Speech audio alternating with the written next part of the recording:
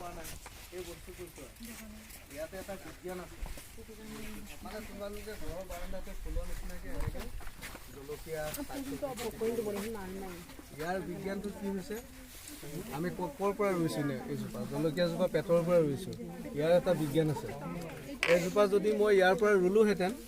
ইয়াতে মই ৰিপেয়াৰিং কৰিব নোৱাৰোঁ তাৰমানে ইয়াত যিখিনি মাটি আছে এই মাটিখিনি এই জলকীয়াজোপাৰ কাৰণে চাফিচিয়েণ্ট নহয় মানে গতিকে আমি ইয়াক নতুনকৈ সাৰ জাবৰ দি থাকিব লাগিব নতুন মাটি গোবৰ দি থাকিব লাগিব সেইটোৰ কাৰণে আমি পোনচাতে ইয়াৰ পৰা নহয় ইয়াৰ পৰা ৰোৱাৰ কাৰণে আমাৰ ইয়াত মাটি নতুনকৈ দি থাকিবলৈ মানে ইহঁতৰ যি মৌল খাদ্য নতুনকৈ দি থাকিবৰ কাৰণে সুবিধা আছে গতিকে এইজোপা জলকীয়া 3 বছৰলৈকে জীয়াই থাকিব 3 বছৰলৈকে জীয়াই থকা জলকীয়া সেইবিলাক এই মৰ্টনৰ বয়ামতে 3 বছৰ প্ৰডাকশ্যন দিলে অলৰেডি এতিয়াও বয়স আছে মানে বাৰিষা আকৌ হ'ব সেইটো এটা টেকন'লজি এইবিলাক ঘৰতে আজৰি টাইমত কৰি থাকিলে মন প্ৰাণ ভাল হ'ব কিবা কৰিবলৈ মন নাযাব মানে পাৰ্ট অফ এডুকেশ্যন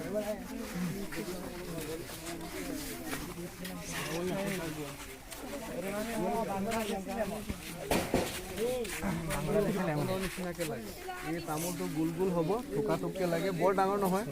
তামোলটোতকৈ অকণমান ডাঙৰ আৰু তামোলটো চাইজেও হয় গোল নেমু নহয় আৰু ইয়াৰ কি হয় এইটো লিখা আছে বেষ্ট ফৰ পিকল এইটো তাৰমানে এই প্ৰজাতিৰ নেমুটো যদি আচাৰ বনোৱা হয় চিটলেছ মানে গুটি নাইকিয়া কাজি নেমু এইটো 12 মাহ লাগে আৰু গুটি নাইকিয়া আৰু এটা কাজি নেমু আছে সেইটো 12 মাহ নালাগে 6 মাহ লাগে এটা চমনীয়া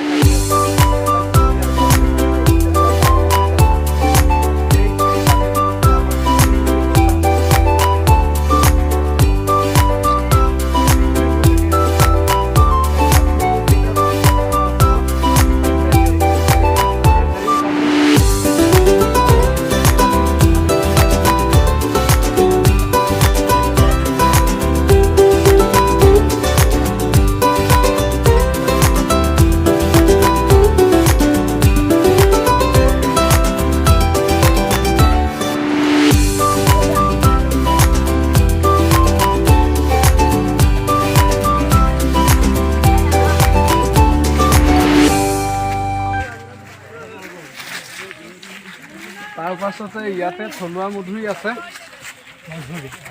লোকেল মানে এইকেইটা হাইব্ৰিডৰ লগত টক্কৰ দিব পৰা নাই আমাৰ থলুৱা মধুৰি প্ৰধানকৈ 8টা প্ৰজাতি আছে 8টা প্ৰজাতিৰ ভিতৰত 4টা কমাৰ্চিয়েল 4টা তাৰমানে কেতিয়াও বেমাৰ নহয় আৰু তুলনামূলকভাৱে খাবলৈ মিঠা আৰু মানে ভাল লাগে মানে এইজোপা বল মধুৰি বুলি কয় ই প্ৰায় 300 গ্ৰাম হয় মানে গোল হয় আৰু এইটো অমিতা নিচিনা হয় এইটো জাতি মধুৰি আৰু সিফালৰ জোপা বগী মধুৰি মানে সেইজোপা বগী মধুৰি বুলি কয় ইহঁতৰ 12 মাহ লাগিয়ে থাকে আৰু লোকেলৰ আৰু 4টা আছে সেই 4টা মানে খেতি কৰিলে পাপৰীয়া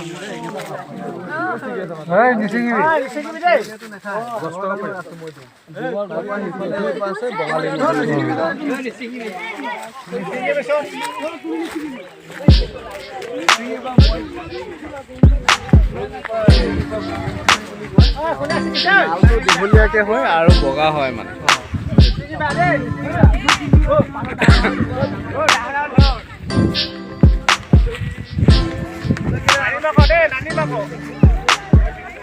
এইকেইটা খাই পেলাই একো টেষ্ট নাই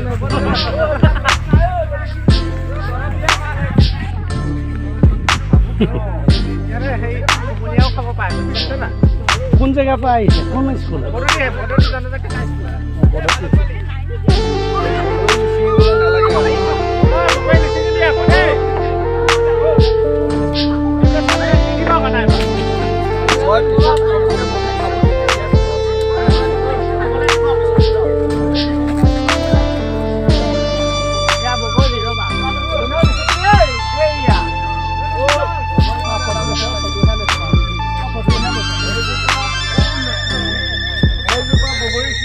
গম পাইছানে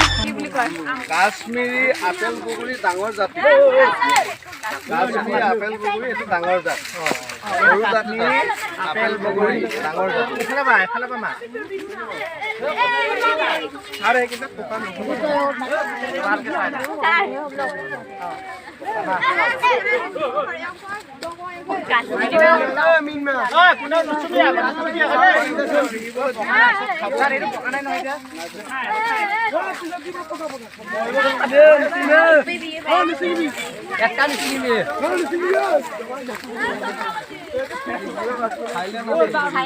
আমি সততে মাৰ্কেটত পাওঁ মানে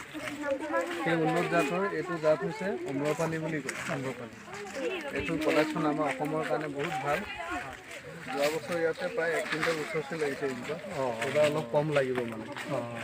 মানে এবছৰ মানে নতুন ডাল সৰু হৈ আছে যে সেইটোৰ কাৰণে আৰু এইজোপা সুবৰ্ণৰেখা বুলি কয় সুবৰ্ণৰেখা নেকি এইটো সুবৰ্ণৰেখা বুলি কয় আমি এইজোপা আমৰ খেতি অসমত নকৰিবলৈ কওঁ মানে এইটো বেমাৰ বেছি আৰু বহুত কষ্ট মানে আমি বহুত যত্ন কৰি পেলাই ইয়াক কৰিব পাৰোঁ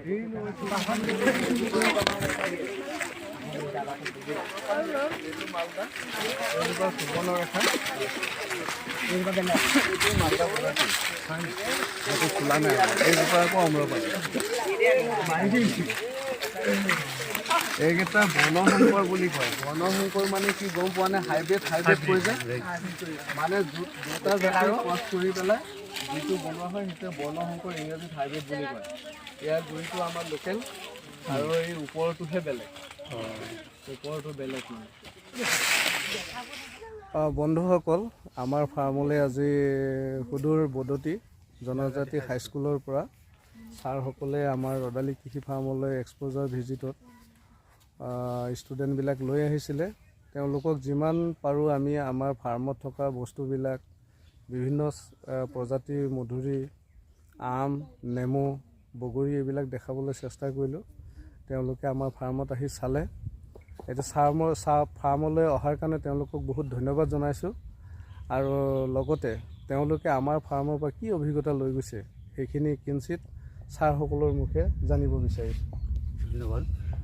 আমি বদতি PMC বদতি জনজাতি উচ্চ মাধ্যমিক বিদ্যালয়ৰ পৰা আজি আমাৰ বিদ্যালয়ৰ ক্লাছ 9ম শ্ৰেণীৰ ছাত্ৰ ছাত্ৰীসকলক লৈ ৰদালি কৃষি ফাৰ্মখনত আমি উপস্থিত হৈছোঁহি আৰু ইয়াত আহি আমি যি দেখিলোঁ আমাৰ ল'ৰা ছোৱালীবিলাকে যি দেখিলে যে বিভিন্ন প্ৰজাতিৰ এই মধুৰিআম বগৰী নেমু আদি কেনেকৈ খেতি কৰিব লাগে সিহঁতৰ বিষয়ে বহুতো জ্ঞান আহৰণ কৰিলে আৰু আগলৈ যাতে সেই জ্ঞানখিনি লৈ ছাত্ৰ ছাত্ৰীসকলে নিজৰ জীৱনত এইবিলাক প্ৰয়োগ কৰিব পাৰে তাৰ কাৰণে ছাত্ৰ ছাত্ৰীসকলে আগলৈ বহুত উপকৃত হ'ব বুলি মই আশা কৰিছোঁ ধন্যবাদ পোনপ্ৰথমে মই ৰদালি কৃষি ফাৰ্মৰ আমাৰ ডাঙৰীয়া ৰজত পাৱাৰদেৱক আমি ধন্যবাদ আৰু কৃতজ্ঞতা জ্ঞাপন কৰিছোঁ আমি এইকণ সুবিধা লাভ কৰিছোঁ তেখেতে এই থলুৱাভাৱে এনেধৰণৰ এটা বৃহৎ কৃষি ফাৰ্ম তেওঁ আমাৰ এই অঞ্চলতে গঢ় লৈ উঠিছে এই অঞ্চলটোলৈ আহি আমি যথেষ্ট আমি সকাহ বা আমি তেওঁলোকৰ যিখিনি আম মধুৰিআম এইবিলাক মাছৰ পোনা আদিকে কৰি বগৰী বিভিন্ন প্ৰজাতিৰ যিখিনি আমি গছ সেইখিনি আমি দেখিলোঁ আৰু তাৰ পৰা যিখিনি উৎপাদন হয় সেইখিনিও সুন্দৰভাৱে তেখেতে আমাক বহল ব্যাখ্যাৰে কথাখিনি বুজালে ভাল লাগিল খুব ভাল লাগিল আমাৰ ছাত্ৰ ছাত্ৰীসকলেও সেইখিনিৰ পৰা যথেষ্ট উপকৃত হ'ব তেওঁলোকৰ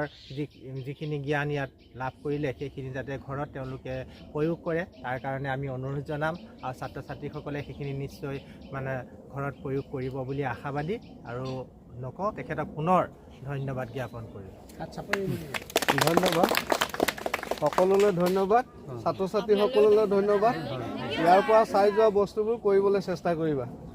জয় আই অসম